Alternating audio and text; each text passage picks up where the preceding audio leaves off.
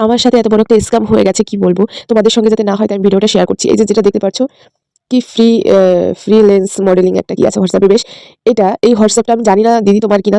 তুমি বড় makeup artist, তুমি তো এরকম করবে না। তোমার নাম করে তোমার ফটো লাগিয়ে হোয়াটসঅ্যাপে এইসব স্ক্যাম করছে। আমি তোমার একটা ভিডিওতে কমেন্ট করেছিলাম, মানে যে মেকআপ আর্টিস্ট আমি তার নাম নিচ্ছি না, তার ভিডিও সে ফ্রেশার মডেলদের সুযোগ করে দেয়, মানে যারা সে নতুন নতুন মেয়েদের বলে যে যারা মডেলিং করতে চাও বা কিছু সাজতে চাও তাদের ফটো যেন সে কমেন্ট বক্সে সেন্ড করে, তাহলে সে তারপরে তার কমেন্ট থেকে বেছে নেয়। এবার আমি একটা ফটো দিয়েছিলাম, দেওয়ার পরে কিছু সময় পরে হয়তো আমার ঠিক মনে নেই একটা রিপ্লাই এসেছিল অনন্যা দে বলে। আমি সব স্ক্রিনশট শেয়ার করে দেবো, আমি এখানে ডিলিট করে দিয়েছি সব, কারণ আমার সব ডিটেলস দেওয়া ছিল। এত বড় স্ক্যাম হয়েছে না, আমি সব স্ক্রিনশট মেরে সঙ্গে সঙ্গে সব ডিলিট করে দিয়েছিলাম, কারণ খুব ভয় পেয়ে গেছিলাম। এখানে দেখো গুগল লেখা আছে, এখানে লিখেছে যে একটা জায়গায় দেখবে গুগল লেখা আছে, ওখানে ক্লিক করো, কনফার্ম করতে বলছে যে 19টাকে ক্লিক করে দাও, বলে পেয়েছো।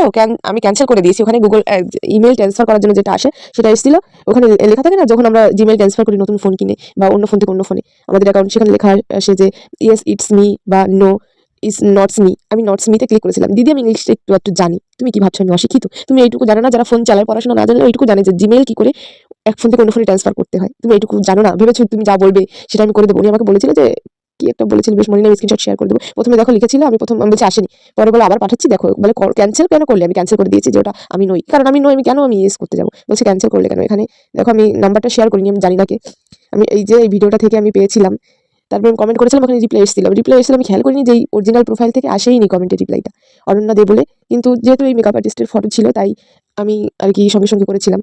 আমি জানি না এই এই প্রোফাইলের এই দিদি কিনা, কিন্তু যদি ফেক হয় তাহলে খুব খারাপ, আর যদি এটা অরিজিনালও হয়, এই মেকআপ আর্টিস্টই হয়, তাহলে তো বলবো এত জঘন্য কাজ কি করে করেন দিদি আপনি? আমি জানি না, মেকআপ আর্টিস্টকে আমি হাইড করে রেখেছি, কিন্তু এই প্রোফাইলটা তো আমি দেখাবো, এই অনন্যা দে। আমি জানি না এটা ফেক না অরিজিনাল কিছু, কিন্তু এই বড় মেকআপ আর্টিস্টের ফটোই আছে সেখানে, হোয়াটসঅ্যাপেও সেম আছে, কিন্তু এত